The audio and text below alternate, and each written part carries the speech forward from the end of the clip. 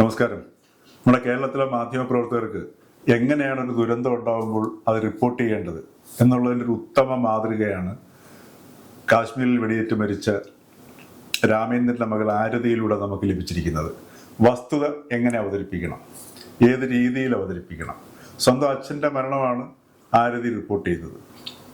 ഒട്ടും വൈകാരിക തള്ളിച്ചോ അല്ലെങ്കിൽ താൻ കടന്നുപോയ നിമിഷങ്ങളുടെ ഭീകരാന്തരീക്ഷം ഒന്നും പ്രകടിപ്പിക്കാൻ ശ്രമിക്കാതെ വളരെ വ്യക്തമായിട്ട് ആ വസ്തുത നമ്മുടെ മുമ്പിൽ അവതരിപ്പിച്ചു.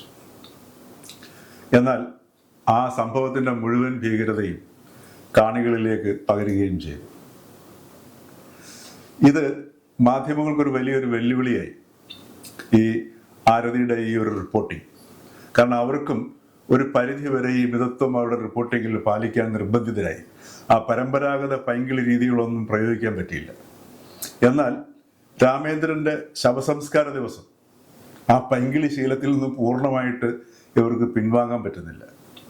മിതത്വം പാലിക്കാൻ കുറേ ബുദ്ധിമുട്ടിയെങ്കിലും നെഞ്ചുലഞ്ഞു, ഉള്ളു നീറി, വിങ്ങലോടെ ഒരു നാട്, ഹൃദയഭേദകം, ഇങ്ങനെയൊക്കെയുള്ള ക്യാപ്ഷനുകൾ സ്ക്രീനിൽ കൊടുത്ത് അവർക്ക് ആ ശീലം പ്രകടിപ്പിക്കേണ്ടി വന്നു.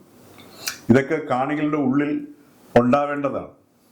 ആ രീതിയിൽ റിപ്പോർട്ട് ചെയ്യുക, അത് ഏറ്റവും മനോഹരമായിട്ട് എങ്ങനെ വസ്തുത അവതരിപ്പിച്ച് അത് അവതരിപ്പിക്കേണ്ട രീതി എങ്ങനെയാണെന്നുള്ളത് ഈ ആരതി നമുക്ക് കാണിച്ചു തന്നിരിക്കുകയാണ്.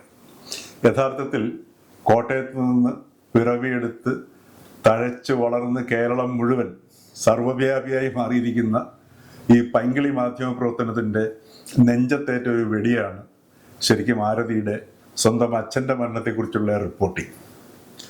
അതിൻ്റെ അർത്ഥം ഈ പൈങ്കിളി ആ വെടിയേറ്റ് മരിച്ചു എന്ന് നമുക്ക് കരുതാൻ പറ്റില്ല എന്നുള്ളതും ശവസംസ്കാര ചടങ്ങിലെ റിപ്പോർട്ടിംഗ് കണ്ടപ്പോൾ നമുക്ക് ബോധ്യമായി.